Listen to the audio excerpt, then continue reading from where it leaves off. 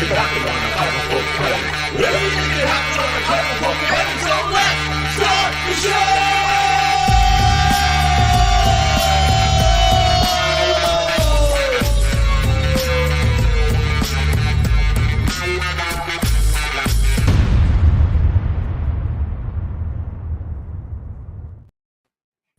we are. Better late than never. Am I right, Joe? Better late than never. You are very right. We had a little mishap. Well, I had a little mishap where I left my laptop 20 minutes away from my house and didn't notice until 7 o'clock tonight. So I had to drive 20 minutes, get the laptop, come back here, 20 minutes, set up, take my dog out, use the facilities, and now we're here. Yeah, you had. I'll blame it on Jeff anyway. Me? This Jeff? No, yeah, that's the Jeff that's here. Oh, I'm glad you got the memo too that I was wearing the Cannon Crew t-shirt, but big whoop. Oh, it looks very snazzy. I'm wearing a Spider-Man shirt, so that's at least comic book related. Totally, definitely comic book related. But listen, we're not here to talk about what we're wearing, even though if you want to buy some cool merch, it's down below. But we're here to talk about things. All of us are friends here. So as friends do, Joe, how was your week? Yeah, I had a lot of interesting things happen this week. A movie came out called Madam Web, and I'm not sure what was a worse experience, watching Madam Web or falling through these webs right here.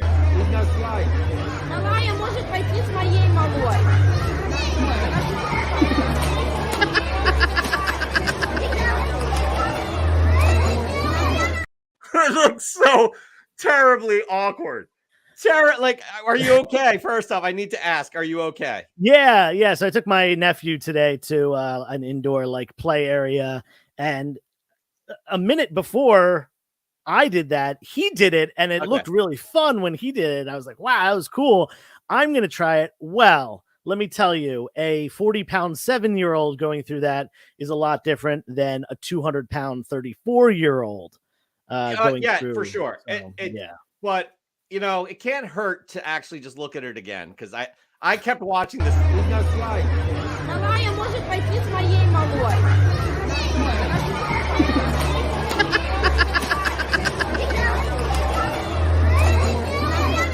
Did you intentionally make it look that awkward, or was it really that? No, it was really that. My hat fell off at one point. My glasses got knocked loose.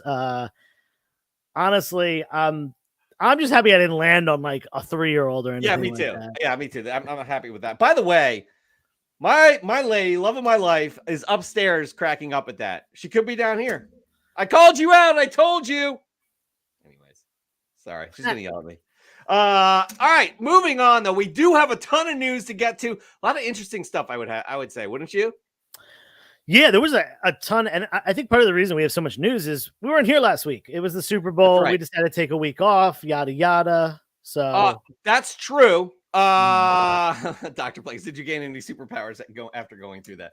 I don't think so. That would have been a great origin story. But why don't we just get into it, because there's some really fantastic news. You see what I did there? I see what you did there. Yeah, right? Yeah, the first piece of news is as Pope of Chillytown calls it, the worst kept secret in Hollywood. True, facts. And that is the Fantastic Four casting announcement.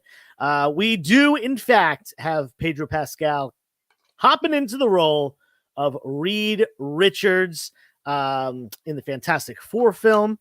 We do have Vanessa Kirby, no relation to Jack, taking on the role of Sue Storm. We've got my number one pick, Joseph Quinn as Johnny Storm.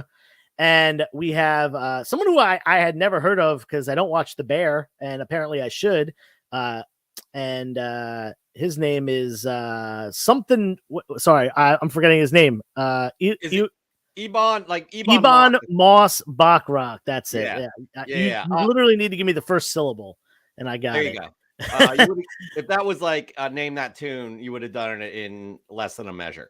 Happy to hear this casting, but even happier to see things like this as well. For Valentine's Day, they posted this little image, and for some reason, I don't know why, it didn't come through, but we do have a new logo for the Fantastic Four as well. But look at this family portrait.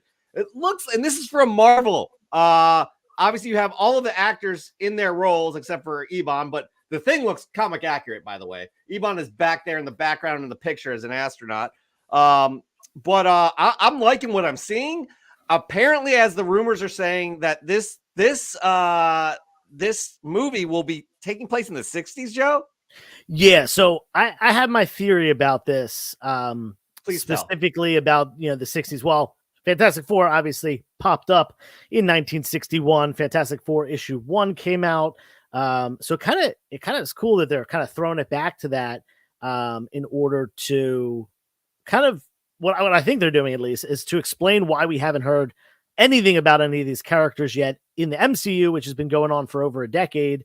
And what I think they're going to do is the Fantastic Four are going to be, characters from the 1960s. And as we know, they entered the negative zone, and that's their whole thing.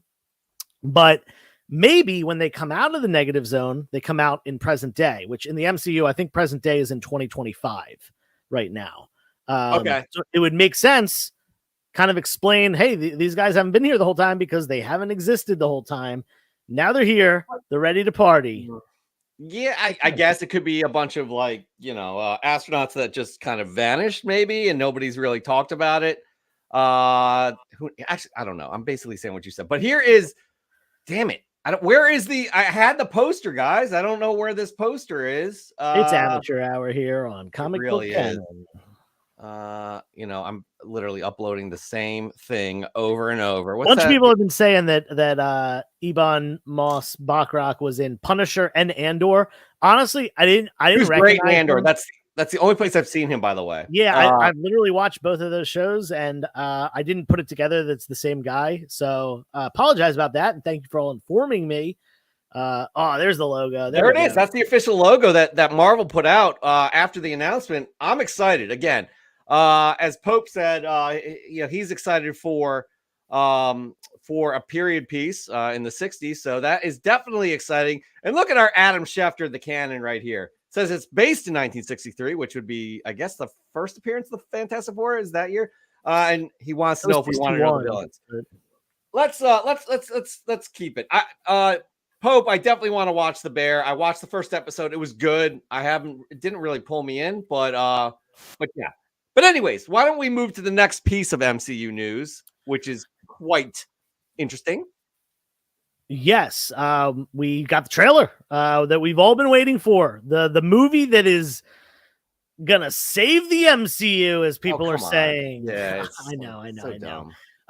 We got the Deadpool trailer. We got a little teaser before the Super Bowl. A couple days before that, there was gonna be a full trailer. They said at halftime initially. It wasn't at halftime. It actually rolled before the show. It did, but it wasn't the full trailer. They wanted you to check it out online. Oh, what played on wasn't the full? No, it wasn't the full trailer. It says see the rest of the trailer online. They wanted them internet clicks. I mean, well, yeah, but also 2.5 minutes for the Super Bowl is quite pricey. Yeah, I think it was $7 or $8 million a spot for a 30-second spot. So we're talking quite a few bucks right there. But I'm gonna be perfectly honest. We hope you are. I don't want to say this and upset anyone, but I thought the trailer was pretty lackluster. Go ahead. Give me your opinion. It didn't show anything, which is great, but we know I feel like we know a lot. Josh or Adam Schefter, the canon, knows way more. I feel like what they did is they ramped up the excitement. Lots of action. We just lost Joe, but I'll keep talking about what I saw here. Wow, that's unfortunate. Maybe that's Chet working his magic from jail. By the way, Chet's in jail. No, it was a lot of action, but not a lot of substance, except for that ending that we saw right there. And I would love for Joe to get back. How about I take this out and just make it all about me for right now? And I'll text Mr. Joe right here. We lost you. Anyways, yeah, so I want to know what your comments are, especially for Secret Wars number 5. Everybody's going crazy about this. In the frame here, this is the part where it happened. His laptop died, by the way. Oh, he didn't plug in his laptop. Everybody make fun of him for that, please. But to the left of this frame here, obviously you got Wolverine over Deadpool, and we only see Wolverine for maybe a half second, just his back, as he helps him up or stabs him. I don't know what. But basically to the left, we see the I'm back, Secret don't worry, Wars I'm issue back. number 5. Hey, don't interrupt. Look, it's on you for not charging your laptop. Okay. It's on Cornelius, our tech guy. Call Cornelius out. Why don't we just give his address while we're at it? Because we are the most popular show on YouTube. Everybody's going to track this guy down. Everybody's going to threaten him.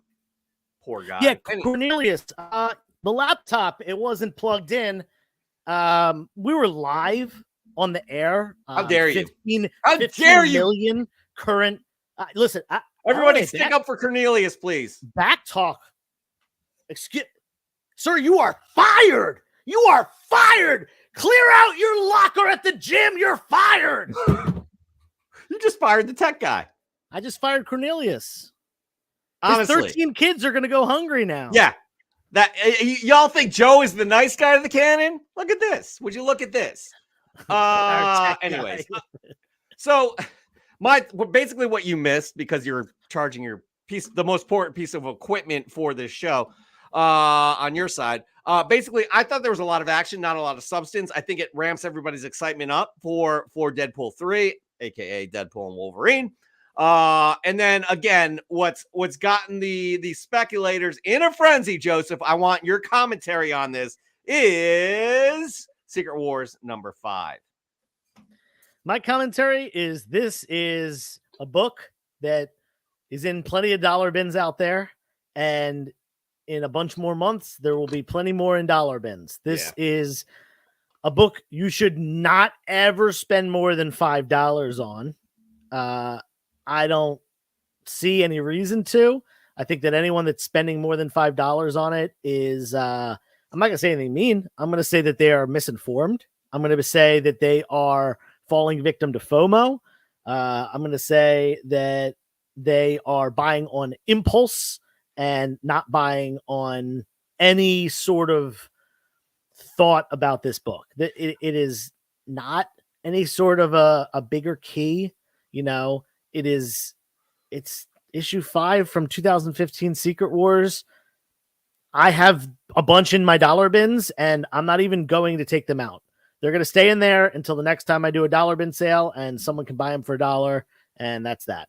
But here's the deal, and let's ask the Adam Schefter of the canon. Is there anything about this Secret Wars number 5 that you've heard from your sources? This is a serious question, by the way. So it's definitely Secret Wars number 5. By the way, it's a great Alex Ross cover. Sure. And what Marvel's very intentional with a lot of things. They could have easily cut that out. They could have easily had nothing there. They have that there for a reason. Maybe just to, and they do like throwing people off the scent. So maybe it was just that too, just to see what would happen. Because I have a feeling Ryan Reynolds likes doing things like that. So who knows? Who knows? But Schefter, please let us know. Shall we move on to the next news piece? Are you okay? Yeah, we have a lot of news, so we're only going to kind of go through them pretty quickly now. It's another piece of Marvel news on this one. Over the last 2 weeks, we've had some roller coasters of emotions over one Mark Ruffalo, aka Bruce Banner, aka the Incredible Hulk of the MCU post Edward Norton, because I will give him a shout out, being him my favorite actor. On camera during an interview, Mark Ruffalo said, "Yeah, I'm going to be in Captain America's 4, Brave New World now." He says it's going to be great. Yeah. And then there was an announcement. No, he's not going to be in it. So what does this mean? Does this mean that he misspoke and he's not going to be in that? He's going to be in maybe a different project? Or did it mean he misspoke in that he said something he wasn't supposed to say and they're trying to cover it up? Does it have something to do with a major plot point or a major reveal in the movie? We don't know. But we'll find out soon, because that movie is slated for next year, early next year. 2025. Yeah, but apparently, according to multiple sources, Brave New World Mark Ruffalo misspoke, thinking he was agreeing that Brave New World is one of Marvel's next films, not that he's going to be in it. So he thought the question was, hey, Captain America, Brave New World, huh? Yeah, it's going to be great. When the person actually asked, hey, are you going to be in Captain America, Brave New World? Yeah, and it's going to be great. So, yeah, there's obviously a big difference between those two. Josh, I kind of agree with you. However, I'm worried about spoiling things here because you have a ton of spoilers, and you probably hit on those spoilers 65 to 85% of the time. That's a big margin right there. But also, we do have another piece of Hulk news. And again, I know what you're saying, Joseph. You're like, we know about this, but we really don't know anything official. So again, the breadcrumbs are being thrown our way when it comes to the Red Hulk in Brave New World. Is Red Hulk confirmed by this right here? This is a crew jacket. These are gifts that they give at the end of productions to crew members. And this one was sporting a Captain America shield. What is that around the shield, Joseph? Well, it's a red hand. And as we know, Harrison Ford is going to be in this movie as Thunderbolt Ross, who is the original Red Hulk, taking on the role after William Hurt's passing. But at the same time, it could be Cap's hand in a glove for some reason with fingernails on the glove. It could be the Red Skull, Captain America's biggest foe. That would be dope. Yeah, in all honesty, I think it is probably Red Hulk. It makes sense. And what I think, Red Hulk's going to be in it. And Mark Ruffalo lets spill that he's going to be in it. He'll probably, regular Hulk, Green Hulk, will have like a minor part in the movie. Maybe a battle against Red Hulk or something like that. That would be cool. But cool. Maybe they were trying to keep that on the DL. And that's why he was told not to say it. But he has spoiled things in the past. Oh, he has. Him and Toby, not Toby Maguire. Him and Tom Holland have been terrible at that. No one's worse than Tom Holland at that. Yeah. No, Ruffalo's the second worst, by the way. And Josh, here, I could tell you the ending of Cat 4, but I won't. Adam Schefter doesn't do this on air. He doesn't go, I could tell you where so-and-so is signing, but I'm not going to tell you. Don't do that. You are the by the way, you have to get a suit and tie. You got to look a little spiffy too. Got to actually clean up just a little bit if you want to be the Adam Schefter of comic book canon. We can't spoil anything, so we'd have to figure out what this segment would look like, everybody. But I think Josh will be a great addition to this and doing something like this. But we don't want to scare anybody because they think they'll have sport. Anyways, we'll figure this out. Anyways, moving on. We have another piece of MCU news. It's just MCU, and then a review. So hold on to your hats. I don't know. Yeah. So this is honestly the piece I'm most excited about. Like I said, I wasn't super impressed by the Deadpool Wolverine trailer. I'm excited for that movie. This is like right in the childhood feels for me because this is one of the properties that got me into superheroes, along with Batman the Animated Series and Spider-Man the Animated Series. I'm talking about the continuation of X-Men the Animated Series entitled X-Men 97. We got a trailer this week and it feels so good. It feels so just organic. It feels so nostalgic. Let me tell you, my favorite part about this trailer, and if you haven't seen it yet, watch it after the show. Don't ever turn off Comic Book Canon. No, you can't do that. You'll miss everything. That's illegal. But after the show, watch it. There's a part of the trailer, my favorite part. Gambit gets on Wolverine's back. That's so cool. And he charges up Wolverine's claws. They start to glow purple. And yeah, kind of, Wolverine does a lot of that. He has like the fastball special and stuff where, Colossus throws him, all that stuff. It's like him and Gambit working together as a team. And that's what the X-Men are about, teamwork. We've never seen that before. I've never seen it. Maybe, I don't know if we've ever seen that in the comics, but there's another thing going on about the X-Men 97 trailer. There's a lot of people are disappointed in the anatomy. Oh, you're talking about the lack of Rogue's butt. Yeah, people are really getting into that, and I'm like, I didn't even notice that, but they're really kind of consumed with that. Yeah. Let us know what you guys think about that change, if there is a change. Who knows? Maybe it's just a weird position. She's got the same physique. I don't know, but And our final news piece, our nugget of news here, Joseph, you lead the news, but you're going to take this one and just talk. Yeah. Talk. Tell us. Again, it's kind of about your week. Yeah. We're talking about Madam Web here, right? Yes, we are. Okay. So Madam Web, I did see it. I saw it by myself. No one wanted to go with me. Big surprise. You did put it out there, by the way. You did put it out there, like, hey, and people are like, you're actually going to see it. Yeah. There were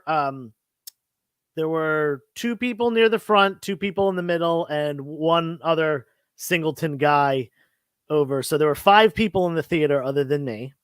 And as I said in my reel that I posted, it was a movie. It was a movie. It did things. Guess who's back? Back again. Like the voiceover, the dubbing, Right. whatever was going on, I don't know what the deal was with that, but it ruined everything about the villain. And if the villain is ruined, a superhero movie is kind of ruined. The chemistry between the Spider Girls, awesome. Dakota Johnson, I could take her leave. She's so bland, like seriously. Yeah, she was not the best part of the movie, but she was not nearly as bad as the villain Ezekiel Sims, who, what I've heard is the guy's French that played him, and I guess you couldn't understand what he was saying. Oh God, you've got to be kidding me! This is a disaster on all levels. This movie. Yeah. Okay. So I think they dubbed his voice afterwards, and it didn't line up. It was bad. Yeah. It was like watching a kung fu movie from the 70s. Oh Jesus! That they dubbed. Yeah, terrible. Okay, so you have to give it a rating with the ratings. CGC rating. So I was entertained. This was not like a terrible movie. I left feeling like, man, that could have been done so much better. But the plot and the story itself are solid. The Uncle Ben appearance and reference to beloved characters like him and Aunt May. Interesting. I didn't know about this. Okay, and you're not. No, Adam Scott. Well, it's been known that he was playing Uncle Ben. I had no idea about that. Oh, he's like a main character in the movie. Yeah. I know he was in it. I didn't know who he was playing. So. Oh yeah, it was revealed why. That wasn't a spoiler by any means. Okay. But yeah, so basically the plot was solid. And that to me is the most important thing. I care very little about special effects and stuff like that. But like some of the acting was bad too. So that also is important to me. That takes it down. So I want to give this movie like a 4.5 to a 5, kind of in that like lower end of mid-grade. Will I probably watch it again someday? Yeah. It's not like, oh, that movie was terrible, I'm never going to see it again. It was better than Morbius. I will certainly watch this movie again before I watch Morbius. Jesus. Okay. All right. Well, yeah. I'm not gonna see it in the theater. I don't have time, and it's not a priority for me because Sony has done it again. And guess what? Yay! We have another Sony movie to wait for. And Craven, I can't wait for that one. Right? The Animal Lover, Craven. So we shall see. But I agree. Like literally, Sony can't give it up because it's a cash cow. All the Spider properties. We may be selfish in wanting them to do that, but they need to work with Marvel just like they have been doing because Marvel can do it right with the stories. Continue on. Everybody makes money. Everybody's happy because at this point, Disney is not in any position to pony up $4 billion is what people estimate for the Spider-Man, not universe, but cast of characters, which is hundreds, if not thousands of characters that are involved in those, in that deal. So $4 billion is what Disney paid for the MCU proper. So I would love to see it, but it's not. They're not doing great financially, and I don't see them anywhere near that happening. Yeah. Here's the thing, though. You were talking about how it's a cash cow.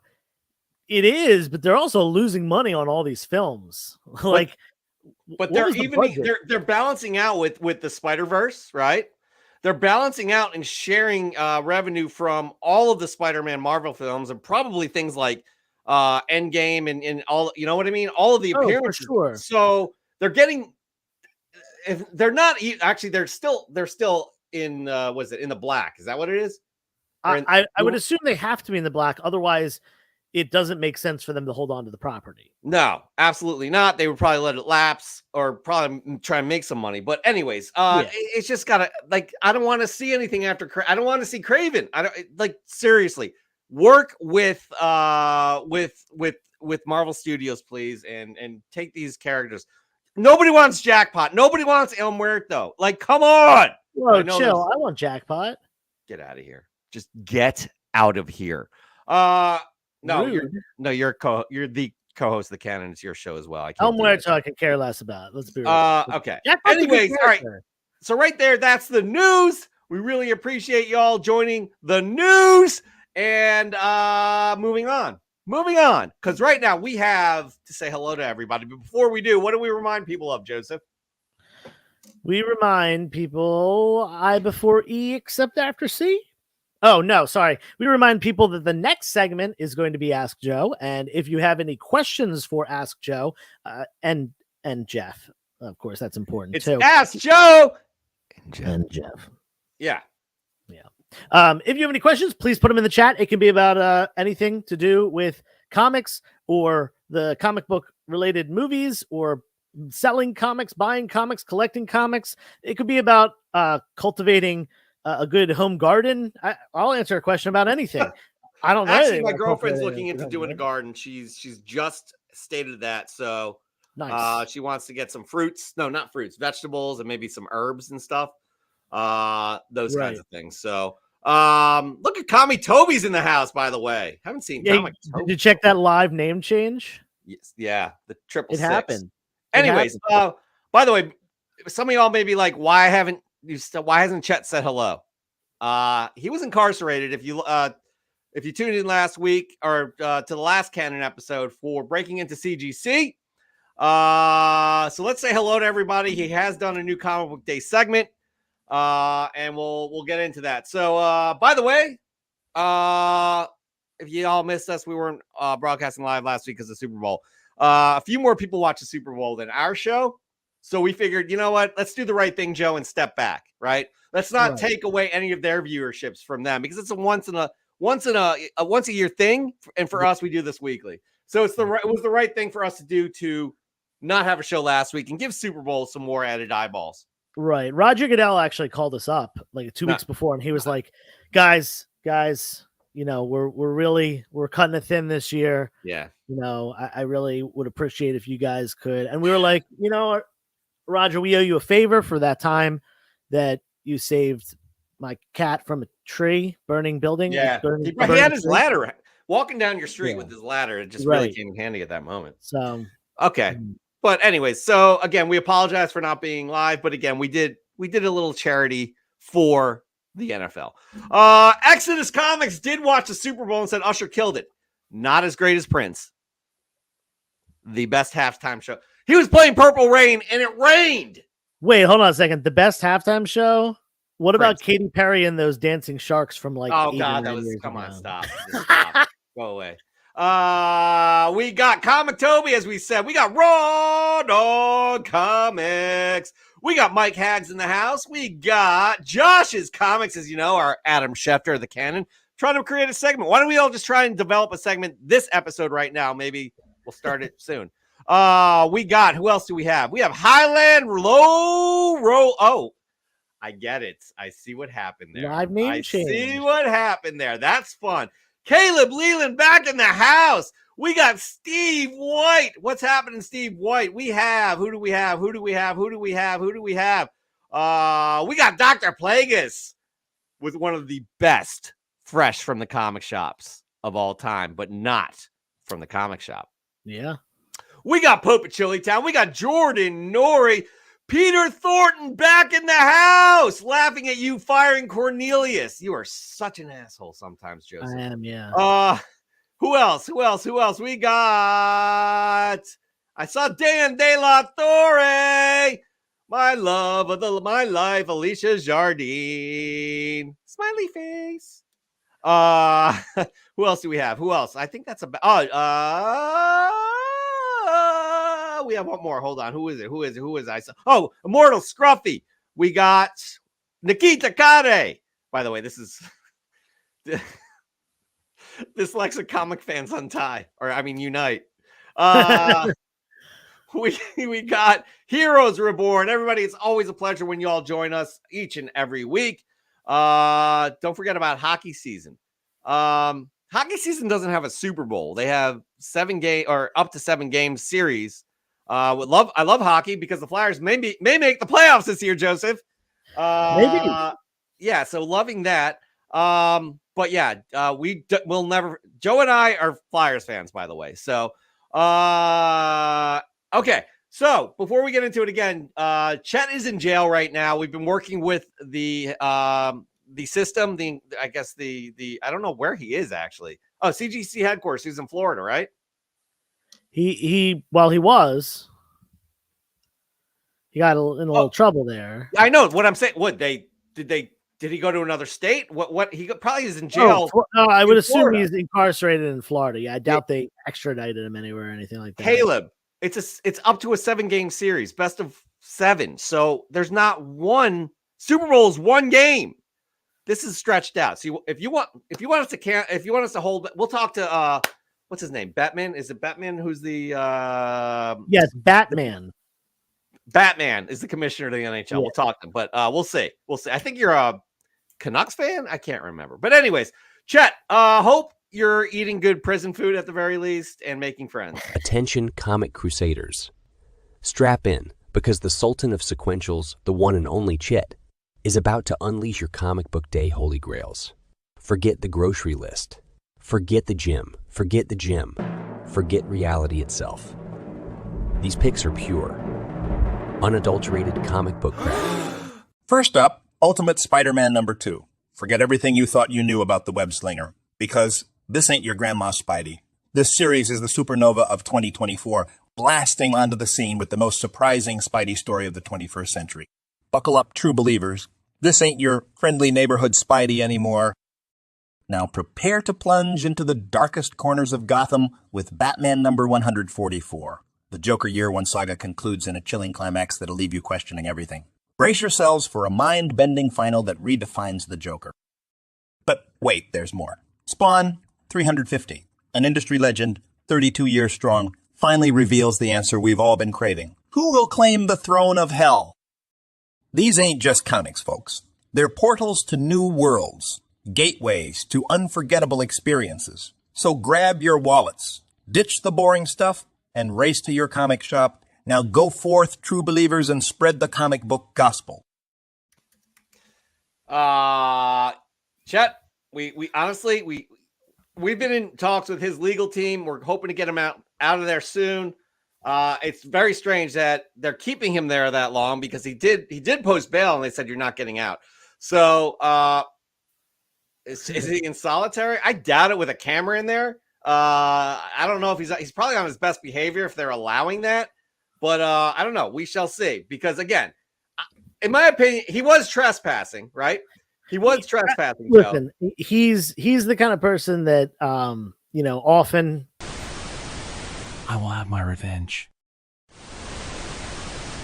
He's so much stuff has happened with him that yeah. But this is the worst legal trouble he's ever been in, by the way. It definitely is. You didn't press charges when he tried to break and enter into the place in North Carolina. He just standing outside your driver. Anyways, we're talking too much about Chet. It's not about Chet right now. We'll update you. Hopefully he'll be out of jail by next week. Who knows? But for now, we have a fun little segment that we do each and every week.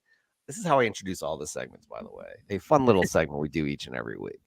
I got to get better. I have to get better at bantering. It's fun, and it's got the best intro of any segment ever invented of all time. Correct, Joe? Yes or no? Ever. Ask Joe.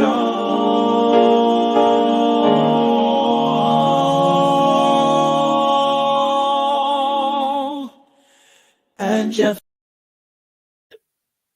Did you just burp or hiccup? I hiccuped right as we came back. Yeah, it was bad timing. Bad timing. But you know what's not bad timing? Putting questions in for Joe right now. That's actually perfect timing. So let's get into it, shall we? Yeah, we got a couple already in the chat, so we'll pop up there and let's start off with this first one from Exodus. Thoughts on pulp slabs? So I made a video about this, just kind of an informational video that. By the way, CGC you've been killing it with the videos, your shorts and your longs and your. I've been grinding. I haven't really done any longs, but yeah, I've been going for the short form content. Doing a good job, just by the because way. I can put out 1 or 2 a day, and it still takes less time than putting out 1 or 2 long ones a week. Mhm. So it's been better, in my opinion. It's been better.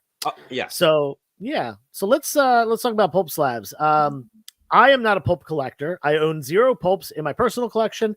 I have 0 pulps in my inventory. Personal collection thing is by choice. I just don't have much interest in pulps. The inventory thing is by circumstance. I just haven't really come across any cheap pulp collections that I can get for a good price. So there's been no reason to pick them up, especially because it's not something I'm interested in myself. Do I have an issue with grading pulps? No. Any collectible can be graded. And it doesn't seem like it's slowing down CGC's comic grading or anything like that. It's a new department, a new service. It's not done through the same avenue as grading comics. So yeah, I think it's a positive thing for pulp collectors. It gives them a way to solidify grades, solidify pricing. But yeah, just it's not something that I'm going to be diving into. Jeff, do you have any pulps? I don't own 1 pulp, but I know people are excited, like Bond. Ooh, Paul Bond. Big time pulp collector. So he's very excited, I'd have to say. And I'm excited. Granted, CGC is the only outlet that is grading pulps at the time. I hope others follow suit. Obviously, EGS is concentrating on the new. Well, it's a year and a half old, but their new case. That was a process as a small business to create a brand new case for magazine size or pulps. That's gonna be tough. But I guarantee Tony is very interested. By the way, shout out to Vinny Whitlock, one of the old school Canonites, Canon crew members. Heck yeah. Ooh, Heck Canon yeah. crew. Good to see you, kind sir. Good to see you indeed. Moving on to the next question. We have a few here. Keep putting those questions in there. Joe, tough one. Yeah, so I'll tell you this. As a kid, as a teenager, and even probably into my early adult years, I was definitely more of a pizza guy. Like heavily more of a pizza guy. Like if my parents had been like pizza or tacos, it was pizza probably every time. It was only tacos when they were like, hey, we're going to get tacos. That since has shifted. I was much pickier as a kid. I've opened up to, guacamole and spiciness and stuff like that in my adult years, though. So it's kind of evened out now. I would say I think I probably even lean towards tacos now. I'm more of a burrito guy when it comes to Mexican food, just because I eat a lot. I eat a lot of food. Like I'm not even kidding when I say I probably eat 4,000 calories every day. Dude, I ask Paul. We go out to lunch and we get back from lunch and I start snacking. Like I just constantly eat all day. So you're saying with a body like this, you eat 4,000 calories a day. Давай, может пойти с моей малой.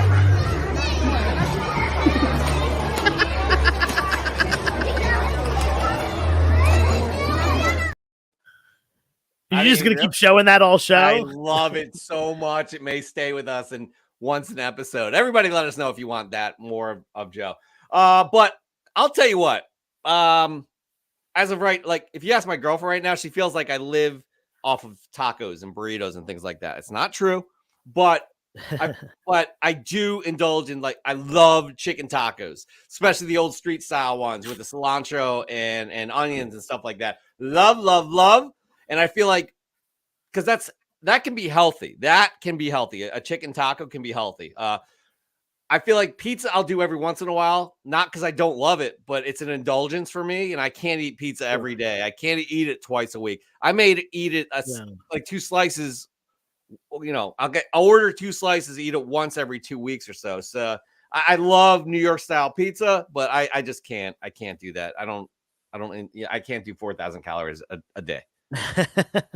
I can't. Yeah. So, I see. but- I burn it off. Listen, you all see me posting on social media. I have a full-time job. I do the comic thing probably 40 hours a week as well, plus comic book canon, plus responsibilities at home, hanging out with friends, hanging out with my wife, playing Magic the Gathering once a week. Busy guy. I'm a busy guy. I gotta fuel. You're also important because you are half of Comic Book Canon, which is the most popular live YouTube show ever invented. So 20 million people can't say you can't say it's not the most popular YouTube show. 20 million people viewing right now. Moving on. I like this. Oop. Come on. Yeah, it's a good one. So yeah, when will you get official 360 comic merch? Can I interject? Yeah. You need a new logo. Well, I have a new logo made by Jeff here. It is coming. I was going to do it at the new year. I decided to push it off. Con season is approaching right now. So to answer your question, I will likely be posting my new logo in the next week or so. And I'm hoping, fingers crossed, I will have merch before my first convention of the year, which likely, unless I have back at Comic Fest in early March, it's going to be One Day Comic Show, which is March 23rd in Cherry Hill, New Jersey. That's a quick turnaround. That'd be dope if you got that. Well, I have a friend who has a merch company. Okay, perfect. A friend who he has a screen printing company, and it's local, so I can literally go drive there and get it. That's fantastic. Yeah. So I'm gonna hit him up. Actually, I should probably hit him up tonight after the show and get back on track with that. So yes, new merch is coming. First ever time other than like having business cards. That is the most merchy thing that I've had so far. Yo, Josh needs a piece of, he's looking for one thing in particular. The 360. I don't know if I'm going to get that. I think I'm going to start with t-shirts. Well, if Josh is asking for this, maybe you should provide it for him. Yeah. And then I also, Dr. Plagueis is going to make me some stickers too. Oh, dope. Love it. Love it. Yes. Yeah, dude, that's your second logo, and it definitely needs an upgrade. Right.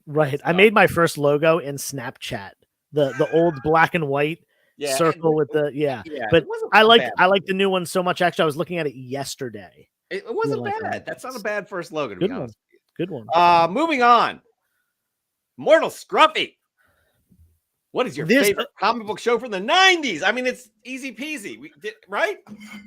So this is one that has changed.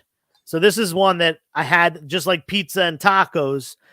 As a kid, X-Men the Animated Series was by far my favorite. I was obsessed with X-Men the Animated Series. Definitely watched a lot of Batman and Spider-Man, TMNT. Hard question. The Gargoyles, which I guess that wasn't really that was a show that became a comic. But anyway, in my adulthood, basically due to the maturity level of the show itself, it has definitely changed to Batman the Animated Series. The X-Men is still a fan favorite. I watched every episode about 2 or 3 years ago, and I'm probably going to do a rewatch in anticipation for the X-Men 97. But Batman the Animated Series it's honestly flawless. It's perfect. It really is. It is so like, I remember watching that series and just being blown away. That has to be my favorite comic book series of the 90s. It has to, because just the styling of it. I guess they wanted to touch upon, in a way, those Fleischer Superman shorts from, I don't know, the 40s or 50s or something. But like, just the style, it just was so, there's something about it that you never saw in animation before, and I loved it. I do want to give kind of a call out to, I think it lasted for one season, but The Flash from the 90s, I loved that series. Loved the TV show. I never watched it. I remember loving watching it. I don't remember if it's good. It probably doesn't live up, but if any of you have seen it recently, let us know if it has, because I love that one. But I think the Batman the Animated Series absolutely lives up. It lives up to how much we've loved it. So, Vinny, I know this isn't a question that you were asking, but I actually have that book for sale right now. If you want to message me on Instagram, maybe we can make a deal. Oh, let's make a deal. Let's make a deal. Back to the questions. All What's right, the next moving one? on. We got Mike Hags. This is an interesting one. I like how Yeah. you guys are formulating these questions. You're packaging them up and having them, Right. sports related combined with comics. Joe, if you're starting a football team, who's your QB Captain America with the leadership intangibles, or Hawkeye with the swag and accuracy? I'm gonna go with Hawkeye here. Just being able to like hit a target here, and keep in mind that Hawkeye also took on a leadership role with the West Coast Avengers, so it's not like he's some like lone wolf that's doesn't get along with others. Recently with the Thunderbolts too, I do believe. Yeah, and also had like a mentorship with Kate Bishop and various other characters as well.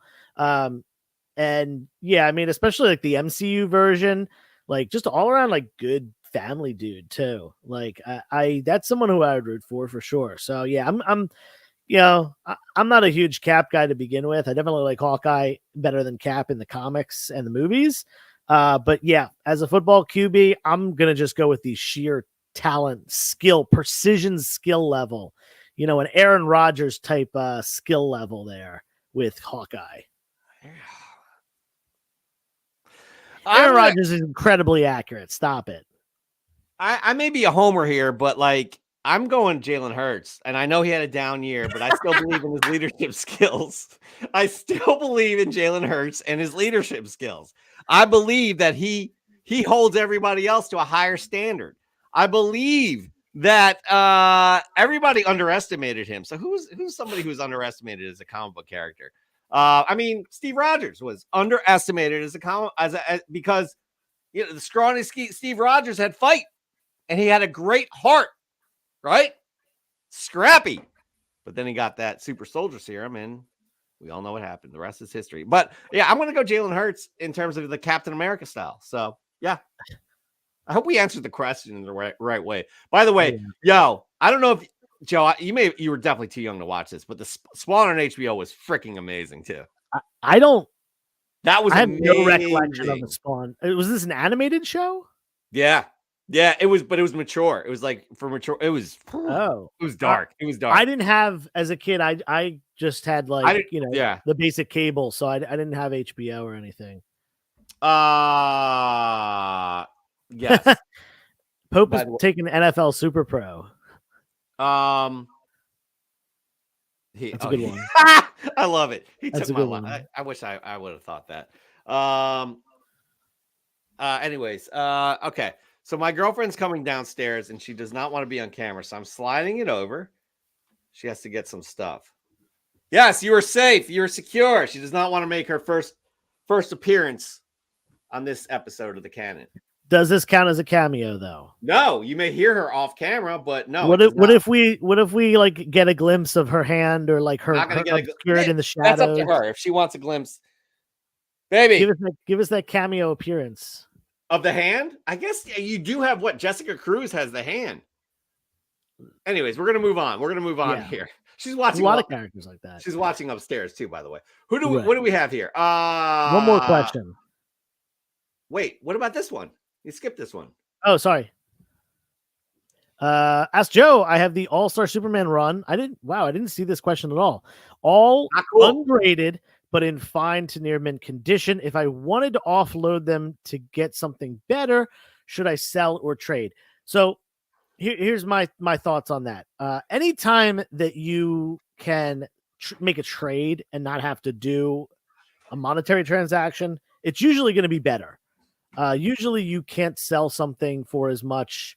The money that you get from selling something isn't going to be as much to buy something equivalent to it. You're usually going to get a little bit under that, and then you have to buy something worth a little bit under, what you sold it for. The problem with trading is you have to find someone that has something you want who also wants the thing you have.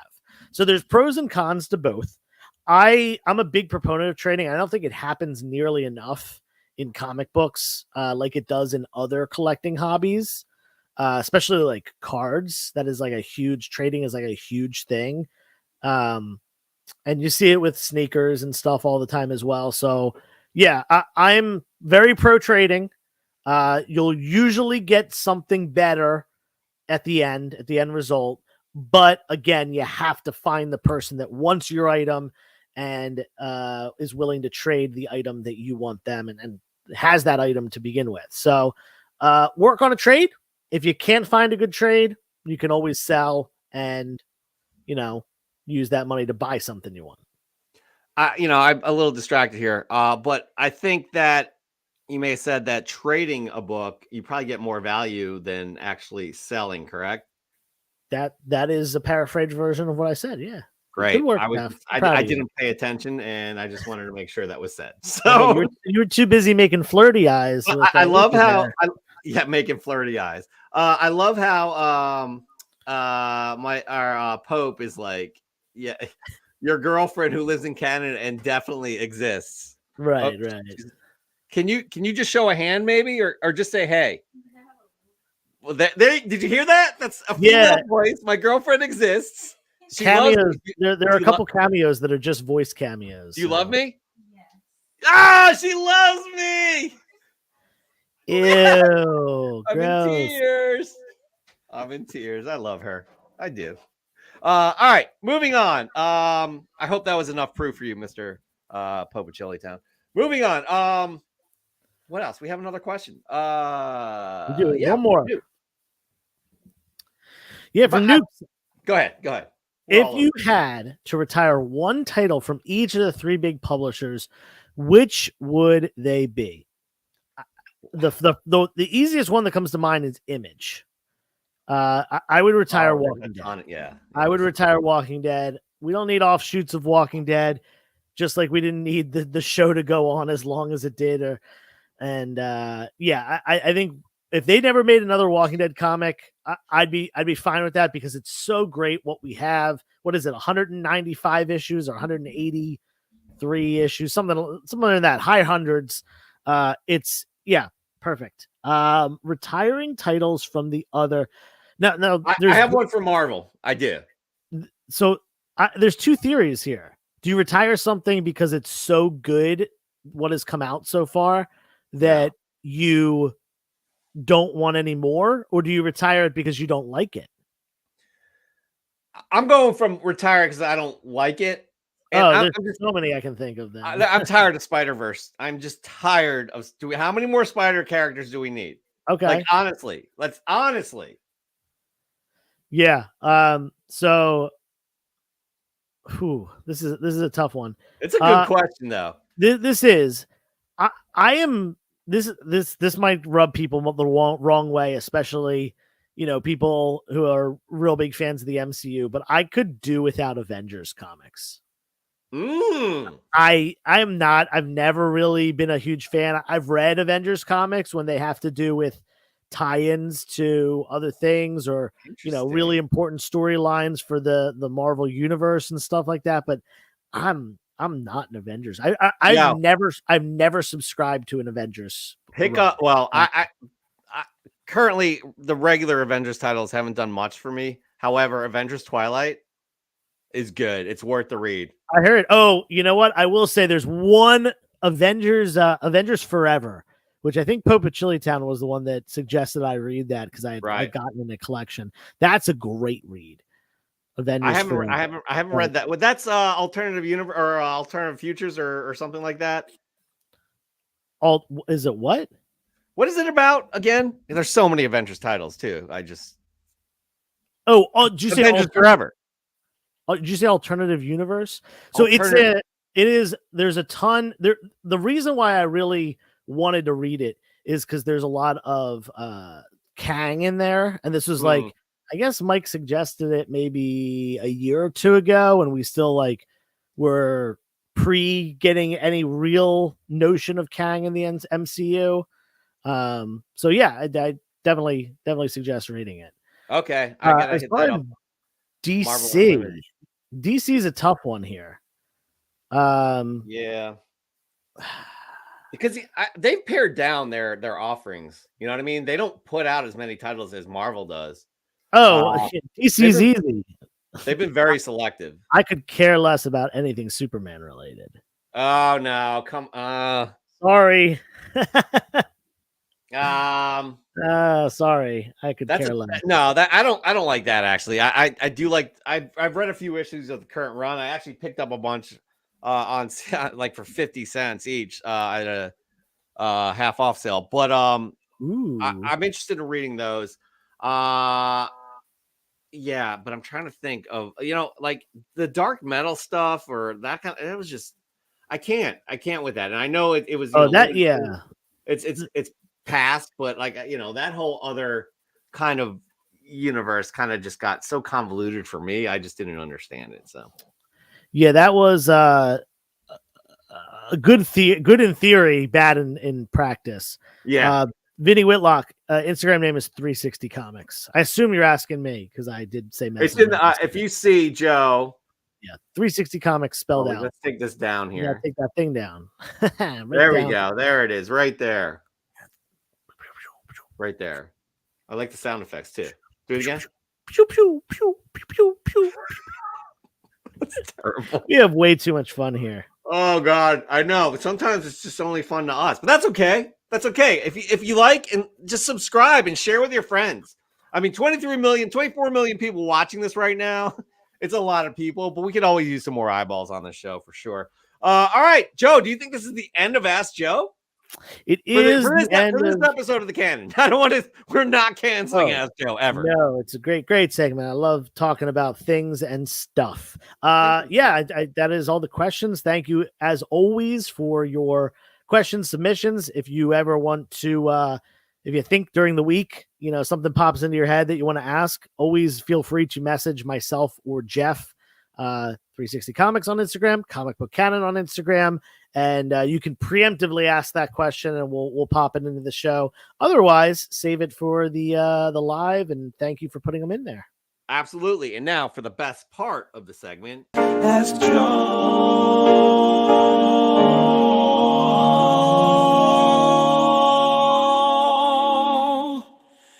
and Jeff. You remember the recording session for this for that the vocals there? Do you remember that in that hot sweaty studio in South? Yeah, we had Bruno Mars, Yep. Michael Bolton, and Sting. Yep. And Kenny G was there because we were thinking about getting some of that oboe, right? Yeah. But it just didn't fit. But that was a long day, but we got gold. And if there's an Emmy for the most popular YouTube shows on the planet and their segment songs, that would win. We should ask them to start that. We should ask them to start that that category because that's important. Yeah, we need it. We absolutely do. But right now, coming up, we have a wonderful segment you all know and love. I can never remember the name. Jeff, Joe, and Chet will pay for what they did to me. And then you send them in, and I don't remember, Joe. Can you know the name of the segment that we have that I don't have new graphics for again?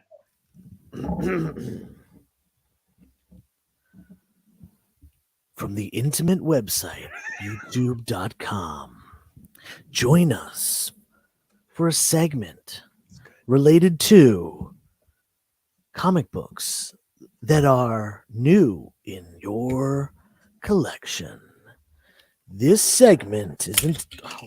That was so good. What's it called? Fresh from the comic shop.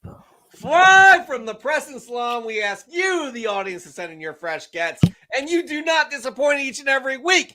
If they're new in your collection, we want to see them. We don't care if they're 2 days old or 30 years old. If you got them in your collection this past week, we want to see them. Post them up on YouTube, on the Instagrams. Hit us up with the hashtag FFTCS. Make sure you tag Comic Book Canon. Tag Comic Book Canon in the picture, not the description. Some of you do the description and we never see it. They're like, hey man, where's my submission, man? You didn't post my submission, man. Like that was seriously somebody who said that just like that. That's not true. But anyways, yeah, tag the picture at Comic Book Canon 360, whatever. Make sure we see it. because we want to share these wonderful submissions. These submissions, not only you're going to share it with the world, which is gift enough, right? 23 million people watching right now are going to see some great submissions. That's a gift enough in itself. Giving of yourself, sharing things, talking about it in a community. But you can win a monthly prize. That's right. EGS and Spider Dude have teamed up with the most popular live YouTube show of all time, Comic Book Canon, to give away a wonderful gift each and every month that also culminates into the book of the year. And Joe, guess what we have for today's show? Finally, we got that book of the year, right? But let's talk about the book of the month first, shall we? We shall. This is the February book of the month, Amazing Spider-Man 620. What a gorgeous cover, Joe. Gorgeous cover, and I love it. I love it so much I want to marry it. Don't tell my girlfriend. Don't tell her. I'm not even gonna go there. Yeah, a beautiful cover, and more importantly than the cover itself is that beautiful matching label from that EGS. EGS Comics. So we get the book from Spider Dude Comics, and we get the slabbing and the labels from EGS Comics. As you can see, you get those customizable labels. The red gradient matches the colors on the issue. That's gorgeous. 9.8 is also customized right there. You got the spider, or not the logo, but a nice looking Spider-Man image in the background there as well. Let me tell you something. EGS Comics, save 5% off your EGS order using the code Canon5. Optional custom labels, which we just discussed. Free graders turnaround, graders notes, and fast turnaround times. EGSgrading.com, SpiderDudeComics.com. Links are down below. So again, we just showed you what the February book of the month is, right, Joe? We're going to talk about what the 2023 book of the year is. And I know we took some time off with the tournament. We're sorry. It was a very busy week. But look at this. Look at this. Hulk number 1, the 1 in 10 variant. Acuna variant. I love this cover. This is the first appearance of the Red Hulk, Joseph. Did you know that? Actually, I did. And I keep cutting you off. You do keep. You're trying to talk. But I'm talking over you. This is an interesting book because while Red Hulk is on the cover, he's not in the story at all. So he actually real appearance of the Red Hulk is issue number 2, but this is one of those books that the market has decided which is going to be the more valuable book. And this one is by far more valuable than issue number 2. And not only that, this is the 1 in 10 cover. And this was provided by Spider Dude Comics, graded by EGS. It's got the custom label, which matches the Hulk, the Red Hulk on the cover. Yada, yada, yada. Looks freaking beautiful. It's great. It's going to the winner of our 2023 Tournament of Champions, which voting is going on right now. Yes, we'll have some more votings this week. And actually, where did it go, Joseph? We had some voting going on where it was Raising Elm and Josh's Comics, and I don't know where that image is. Stretch it out. Please stretch it out. Well, I'm going to stretch it out by saying I've got some pretty freaking awesome books for my Fresh from the Comic Shop today that I'm very excited to be showing off, including one of them that I've been on the hunt for years. Another book that there's 8 on the census, and another one that's just something really unique. So if you're looking for like kind of really niche things, I've got 3 of them for Fresh from the Comic Shop tonight. Jeff, did you find your thing? I did, but I do believe it's pronounced niche. I sometimes say niche. Niche. Anyways, moving on. Like niche. Okay, you know what? Potato, tomato, right? That's not it. Oh. Anyway, so the semis of finals of February. It was a close one, but we have Raising Elm over Josh's Comics. Raising Elm was not in tonight, but Josh's Comics, aka the Adam Schefter of Comic Book Canon, is. So guys, I'll tell you something here. Everybody keeps stepping up their submissions and what they're doing creatively with them. And Joe and I are so impressed.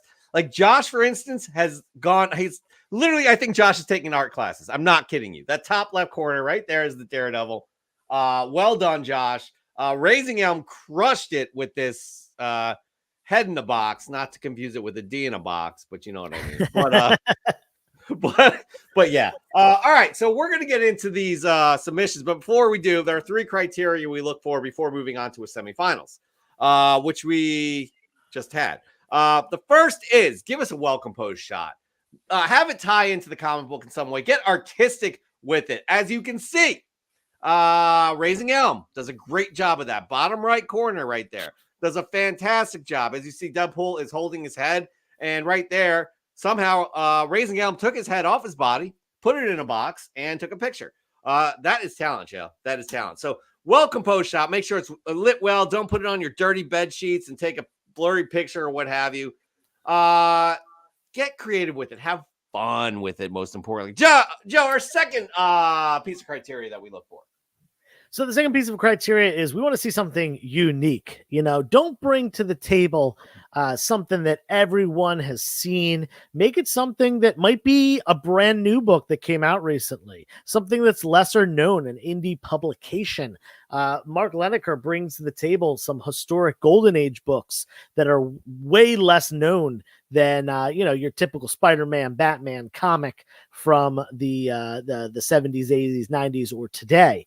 Or you could have something unique about the comic, whether it has a signature, some original art drawn on it, a sketch, a remark, a double cover, a Mark Jewelers insert, a flipped upside down centerfold, which does happen sometimes. Yeah, you heard me right. A flipped upside down centerfold.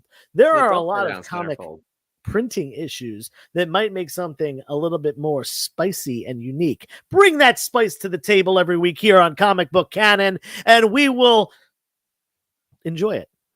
Yeah, actually, I think you got something new there with the unique, the spice. I like that. Remember that for next week, please. And then our final piece of criteria is this story. Give us something that pulls at our heartstring, right? Pulls at our heartstring. Like, let's just say, for example, your girlfriend is doing laundry, right? And you just, for some reason, you didn't have enough space. So you took your New Mutants 98, the newsstand version that you pulled off the rack that is actually a 9.8, and you just put it in the washer just because you got to make room. I'm going to get it later. I'm going to pick it up. I just want to rearrange some stuff. I put it in the washer. What do you know? Your girlfriend comes downstairs, puts a whole load of laundry in there, right? Uses hot water, runs that laundry. Next thing you know, you have a soggy EGS 9.8 New Mutants newsstand, the first appearance of Daredevil. Is that book good anymore, Joe? After it's been run through the hot water in a washer with clothes? I could have sworn that Daredevil's first appearance was Daredevil 1, not New Mutants. I said Deadpool. You didn't. You said Daredevil. I meant Deadpool. But I know what you meant. Would that book be good? Would it still be a 9.8? It would probably be a 9.7 at that point, but it's not a 9.8. But what do? You're an adult, right? Well, your girlfriend's an adult. Your girlfriend is an adult. She feels terrible. Granted, you shouldn't be putting your comic books, your graded comic books, in the washer just to make space. But she feels terrible. What does she do? She's an adult. What does she do? She spends her adult money on some adult comic books. Because she felt bad and she loves her boyfriend and she buys that precious book from his childhood. That right there is a story that'll tug at your heartstrings and probably get you into the semifinals. Am I right? Quite possibly. Quite possibly. Anyways, again, you're welcome. What? Joe, please clap. That was another golden off the top of my head story. Thank you. Thank you. And I'm glad I could share that with my girlfriend who's here tonight. It didn't happen, though. It didn't happen. So right there, 3 pieces of criteria, and we are going to get moving here to the submissions. Because, today was a big week. We had a lot of submissions here, so we're going to get to it. Okay, Nori Jordan is first. This has been quite a month for books because I'm putting money aside for a big book that I will hopefully have in a few weeks. Luckily, there is always money in the budget, excuse me, for the latest issue in the current Thunderbolt series. There are 3 covers for this issue, but one was certainly better than the others. This cover highlights the original and best Thunderbolts team assembled. Many teams came before this group, but none would have existed without this group of misfits. Take care, everyone. That is definitely the first team of Thunderbolts right there. As we know, Nori Jordan loves Thunderbolts so much. I've heard Nori Jordan will be legally changing their name to Thunderbolts. I don't think that's true. No, ask him.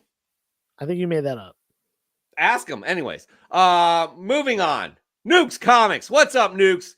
Fresh from the comic shop. Daredevil 35, Lockdown Part 5, Electroverse, Bullseye, A Fugitive Matt Murdock, and Typhoid Mary for good measure. What more could you ask for? This book features a stunning cover by Marco Ciccetta. I picked this up from Keith's Comics while backbinning. Good stuff indeed. Yo, this cover's outstanding. Look what Nukes does a great job taking pictures here.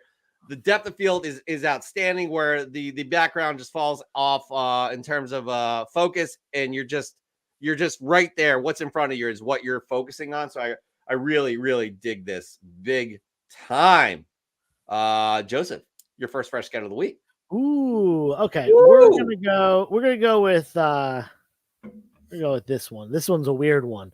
I had never seen this before, and actually somebody pointed this out to me. I've actually had this for a little bit, but I kind of rediscovered it this week. It was just in like a random box that I was going through because I'm getting organized. But this is called Do Anything. It is Thoughts on Comics and Things by Warren Ellis.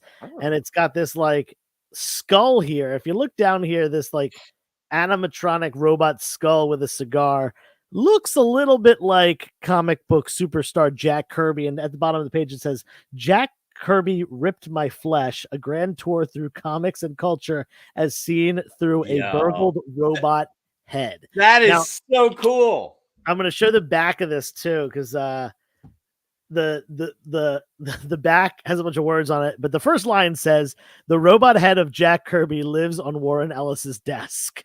So yeah, I have not read this yet. It is like a book. It size wise, it's like a comic book. But it does not have pictures. But yeah, thoughts on comics and things. Well, I like comics and I also enjoy the occasional thing. So yo, that is very cool. I have to ask you something though. Where would that fall in terms of our criteria? Oh, so well, it doesn't have. I'm not taking a picture. So the first criteria is out there. You know, that's like the whole well-composed shot. So this doesn't really apply here. Certainly hits the mark for uniqueness. Definitely something very unique that has to do with comics. Even though it's not really a comic book itself. I didn't have too much of a story behind it other than I got in the collection a while ago and then rediscovered it. But definitely checks the mark on the uniqueness factor. Yes, 100%. Sorry, I had to charge my phone because it was about to die. But we are going to move on here to the next submission. Hold on one sec. Uh-oh. Yeah, I'm just sending messages. Moving on. We got Mike Haggs, 77. Oh boy, look at this one right here. Look at this. Look at it. Look at it. Sexy cover Sunday because she's just fine as can be. I haven't read this yet, but I dig the ladies of Xenoscope and how brutal and savage they are. Cindy the Psychopath, Belle the Monster Slayer, great takes on some fairy tale characters, fresh from the comic shop, tagged by my buddy, Raising Elm Comics. I don't know anything about this property at all, but it sounds like people do love these covers. Yeah, I'm not familiar unless it's Myst, the computer game from the early 1990s. That's the only Myst that I know. Yeah, it's it's a pretty amazing cover, I'd have to say, wouldn't you? Yeah, it is aesthetically pleasing. That's aesthetically pleasing is the way to say it. By the way, get your money in, Joe. I don't know how you do over under. I don't know how you do I don't know how you would do this, but Dr. Plagueis is in here. I can't wait to show Dr. Plagueis's submission, by the way. I would say the over under is set at 1.5 because it's do you have 0 or 1 or 2 or 3 books from the Energon universe? Well done. All right. Just wanted to point that out. Next up, we got Raising Elm, actually, right after Mike. I'm sorry. Yeah, Mike Haggs gives Raising Elm a shout out. Raising Elm, howdy, comic fan. Keeping it simple this week. I just thought I'd share with you guys my most recent pickup, Scarlet Witch and Quicksilver, issue 1. This limited series run promises to be an interesting read. Now I just have to find time to read it. Much love, comic fam. I know what that's like. Again, Symbol can be really good. I like the colors that are incorporated here. I like the way it was shot and presented. So again, take note, everybody. Raising Elm does it right. What are you doing? What do you got there? Chapstick. Yeah, you definitely needed that. It's all cold, right. man. I can't remember if I showed this book off or not, but I was looking for this issue and I thought I found it at I mean, it's not super hard to find, but I thought I found it at Newberry Comics, where they really don't take good care of their comics that they put out. A nasty I'm not talking, it was like, does it count if it's like an inch long? Is it still called a spine tick? What is that called? At that point, it's a color breaking crease. It's a spine tic tac. Yeah, but I found Geiger Ground Zero #2. Guys, I love what's going on with Geiger and the Ghost Machine universe. I'm very excited for this. Haven't read this yet. Read the first one. Early days of the Glowing Man. So excited for that for sure. Moving on. Did I share that one? I can't remember if I did. I just whatever. That's terrible of me. I don't know. But who do we have next? We got Super Crispy.comics. Look at that beaut. That cover is outstanding, I have to say. Pick this up this weekend of all the Venom covers, 35. This is probably my favorite. What's your favorite Venom covers? That's tough to say. Oh, it has to be ASM 216 or 316. For this issue of Venom, which had like a bazillion covers, the Yeah. Jock variant is my favorite.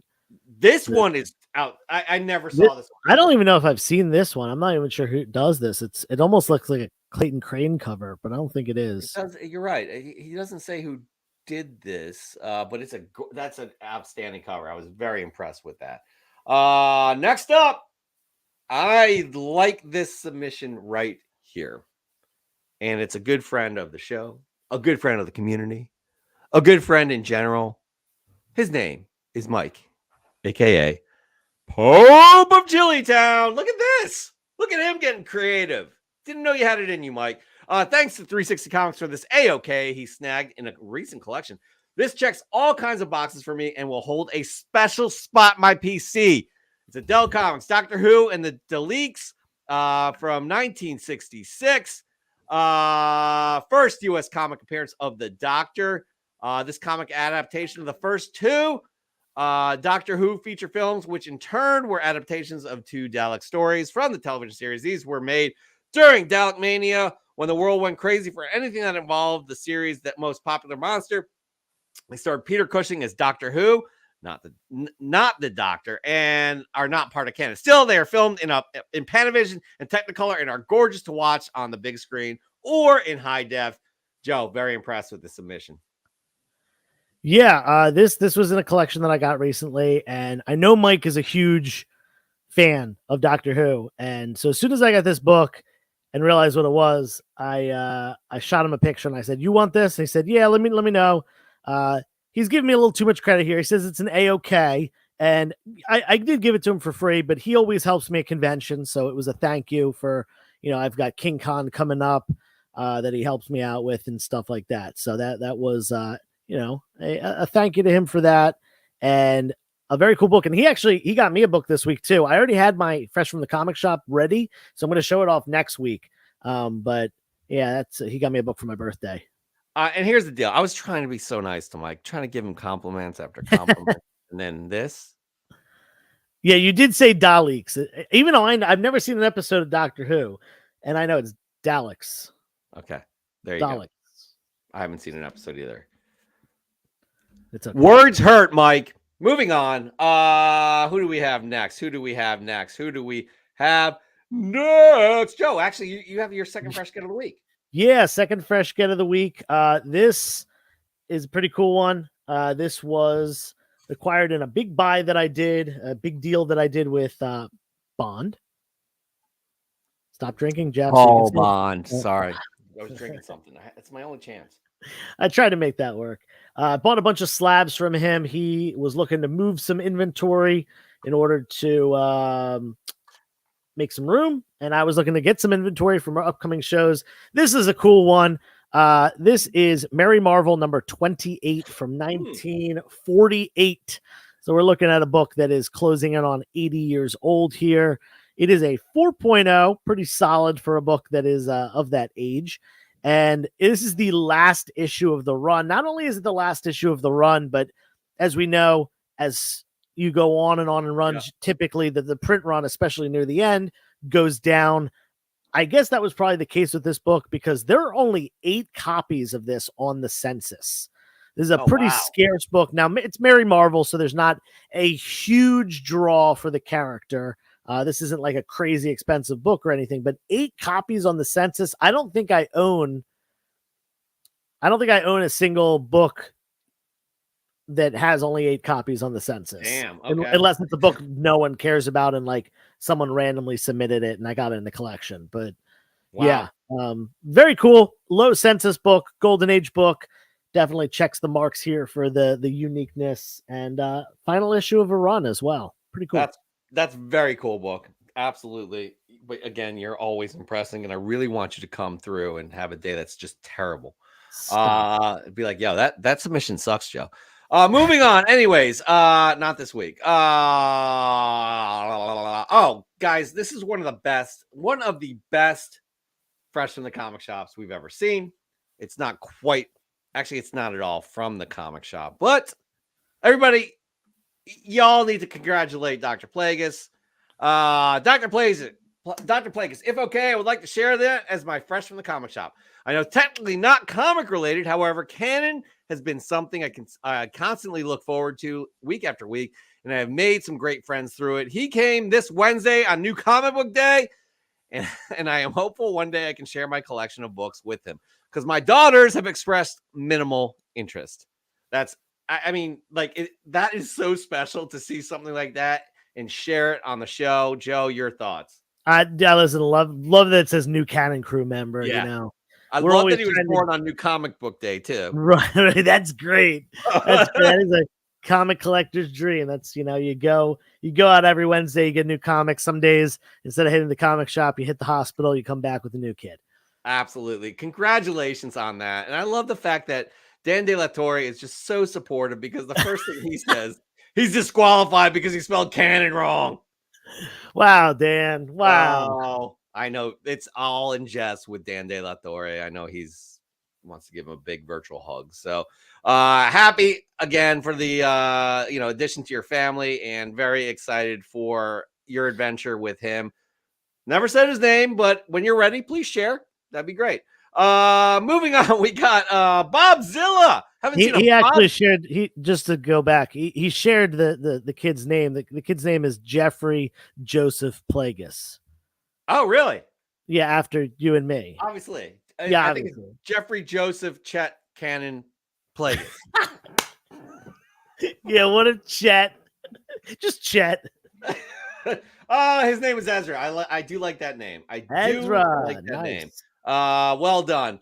Bobzilla was looking for my copy of Secret Wars number 5 from 2015. Came across this instead, and totally forgot I purchased it. With its back against the wall, I think this may have been the better pickup. Now, I was confused by this because I don't think this is a fresh from the comic shop. If you go looking through your collection to find a book you already have, I could be wrong. What am I missing, Joe? Listen, just like that Jack Kirby robot head that I said I rediscovered, especially sometimes that you have things tucked away. We can maybe bend the rules every once in a while for someone rediscovering something. Yeah, he hasn't submitted in a while. I'll tell you what. Dan De La Torre, let us know if this is if this submission will count and we should consider it. Yeah, let's check with compliance before we make a decision. It's not gonna make it. But Dan De La Torre, let us know. Moving on, we have our guy Josh's Comics. After the terrible loss to Raising Elm, Josh submits this book right here. Wait, hold on. I didn't read what he's. Sorry, I didn't finish Bobzilla. Nope, I did. Never mind. Josh's Comics, Infinite Crisis number 5, first full appearance of the third Blue Beetle in costume, seeing WR. The issue 5 on your left is a variant from the late great George Perez. The issue on your right is the one featuring Jamie Rye's official in the Blue Beetle costume. I enjoyed the Blue Beetle, and I'm looking forward to seeing him return to the DCU. I thought Blue Beetle was okay. I didn't really. I thought it was enjoyable. I don't think it was the level of Madam Web. I think it was better than Madam Web. Probably. I don't know if you no. Real. As someone who's seen both movies, I enjoyed Madam Web a lot more. If I was like a kid, I probably would have liked Blue Beetle a lot more. It's a fun family action movie, whereas Madam Web is a little bit deeper of a movie. Okay, well, wow. Okay, I can't really say because I haven't seen Madam Web. Dan De La Torre made the official award. We need to get him like a referee shirt or something. Wouldn't that be cool? Or like those like judge curls and a gavel. That would be amazing. A gavel. Dan, tell us if you'd like a gavel. The cannon gavel. But it's shaped like Mjolnir. Oh, snap. What? I love that, by the way. That's fantastic. All right. Moving on. Actually, my second fresh get of the week is Joe.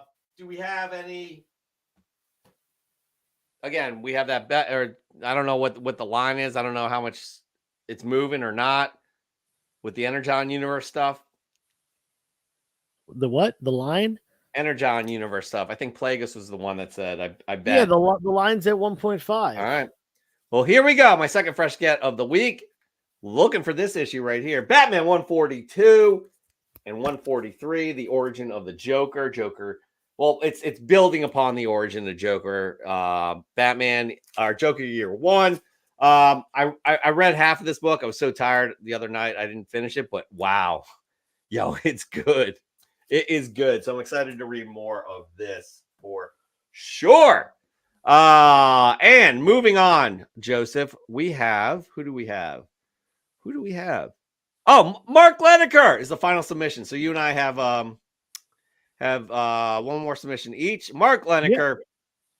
Look at this. It's called, where is it? Oh, there it is. Mark Leneker rerunning a romance classic for Valentine's Day 2024. Super DC Giant presents Love 1970. I love this terrific Nick Cardy cover. Joe, you probably have comments. I think this is a gorgeous cover. Joe, do you love Love? It's Nick Cardy, who really almost does no wrong. I don't think I've seen a Nick Cardy cover that I didn't love, and it's definitely very unique. You don't see, a lot of this romance stuff. Yeah, kind of flies under the radar, especially by this point. People know like the Golden Age romance stuff, even into some of the Silver Age with like John Romita. But this is 1970. This is like really late Silver Age, almost Bronze. I've never seen this book before, and it's a DC book here. This isn't like some like indie publisher. Yeah, this is DC romance. Awesome stuff. It's an amazing cover. I really dig this submission, and again, Mark bringing the heat with something unique, for sure. Joseph, your third fresh get of the week. What do you got? Yeah, this is something I've been searching for since I found out that it exists. Very cool to find this. It just happened by chance. I'm just gonna show it first. This is that's you. That's all you. Yeah, this is 30 Days of Night, which was made into a motion picture in 2007. Yeah. Josh Hartnett was in it. Yada yada. This is the first issue, but this is as you can see on the side, it's not bound like a normal comic, not just, stapled cover on pages. It's spiral bound. And the reason was this going back, this is the first original comic by IDW. IDW had licensed other. Are you serious? Wow. Yeah, they licensed IPs at first, just like they do Teenage Mutant Ninja Turtles, Sonic the Hedgehog. Now they've done GI Joe and Transformers over the years.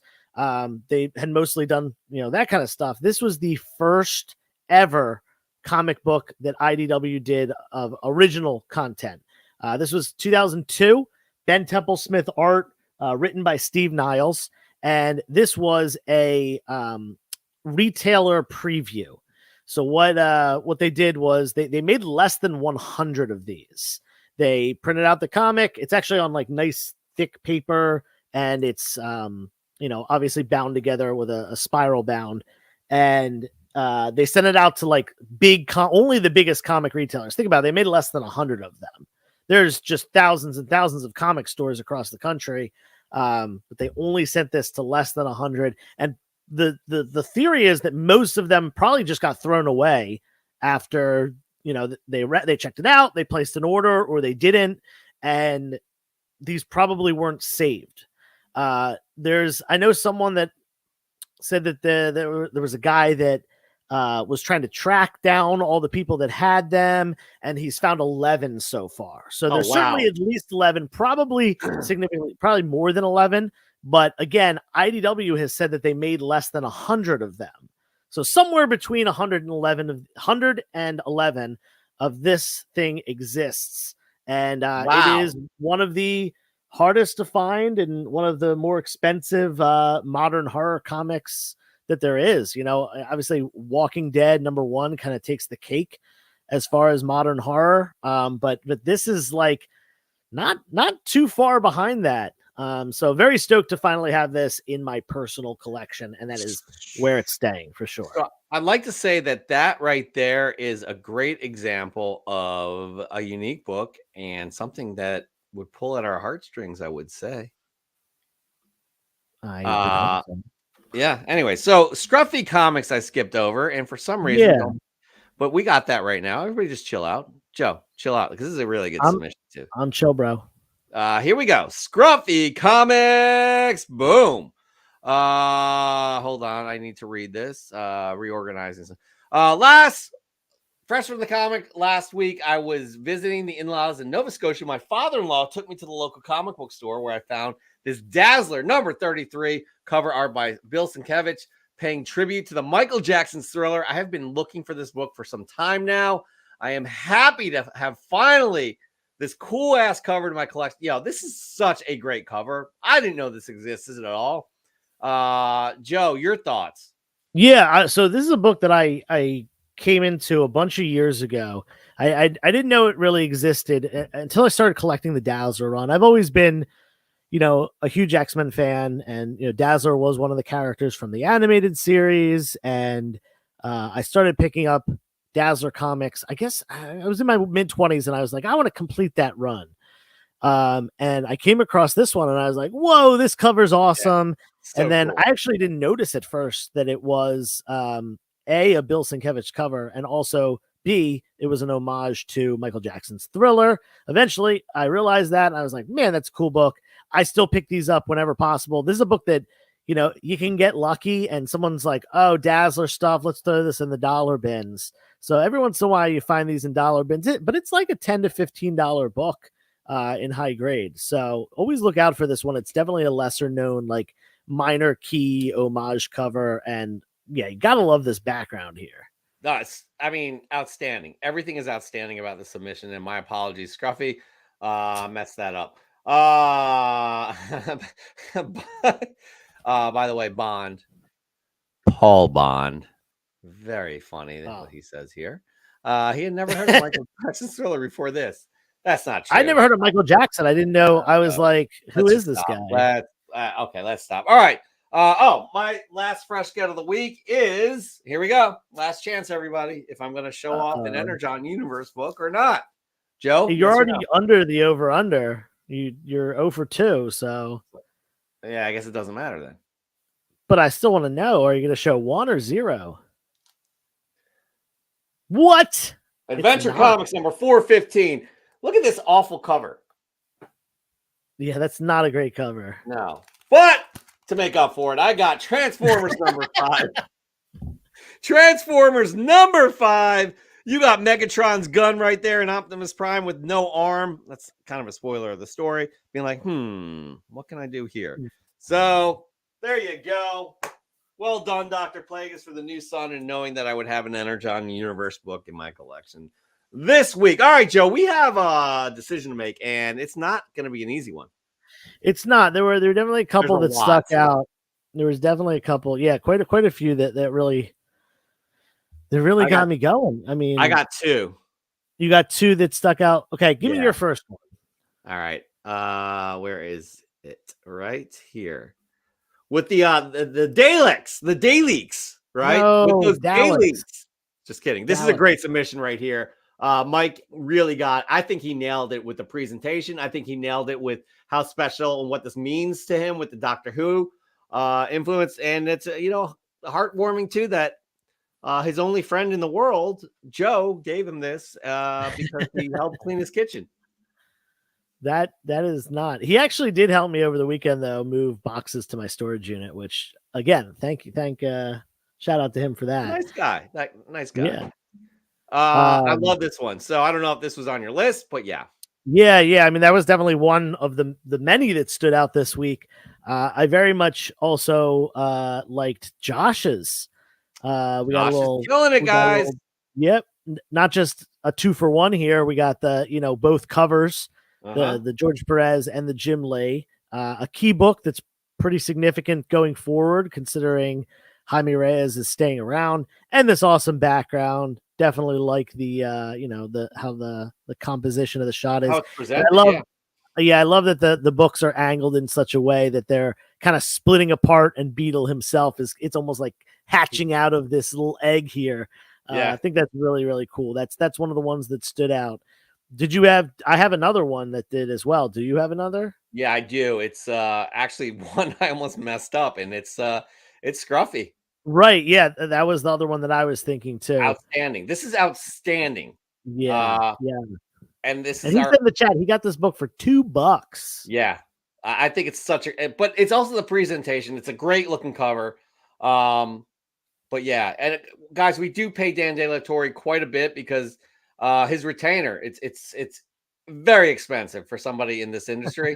So whether he decides or not, he still gets paid. So that's how it works. Joe, it looks like we have one overlap, so we won't need Mr. De La Torre's services, and it's again a waste of money. 2 overlaps. Oh, we have 2 overlaps. Well, 2 overlaps, but out of those 2 overlaps, I am leaning towards one. Okay.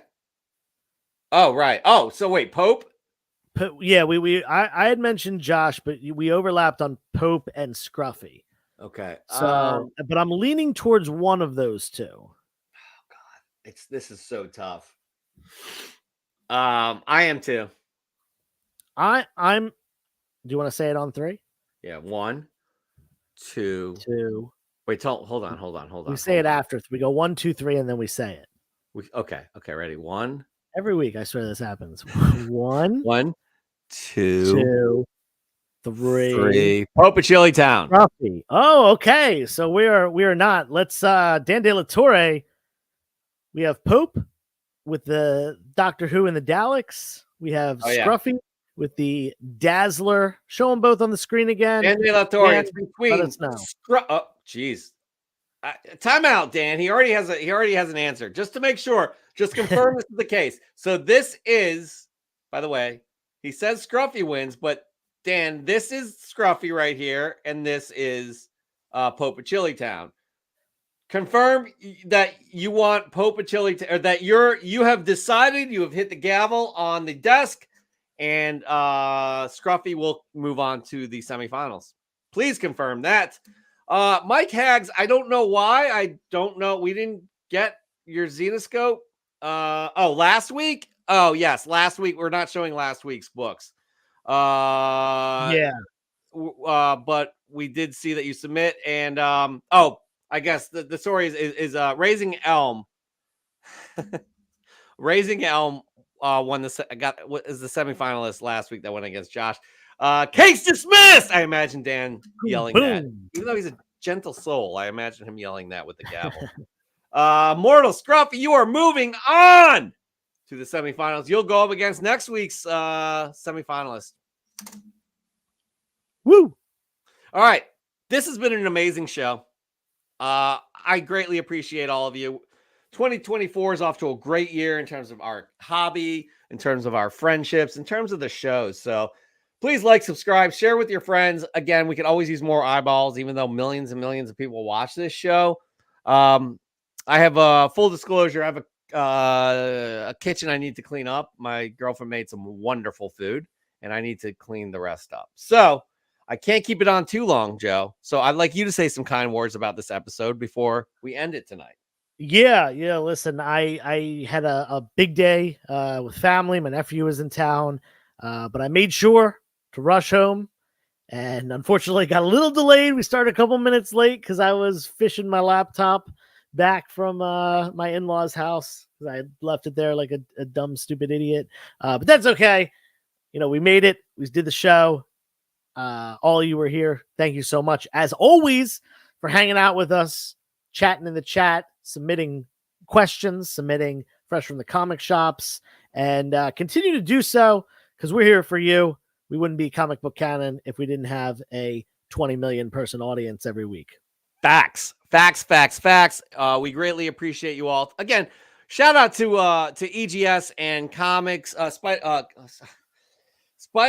Dude Comics for again partnering up and being great partners for Fresh from the Comic Shop. Please like and follow, subscribe to them, check out their websites down below in the description. Until next week, be good to yourself and be good to others.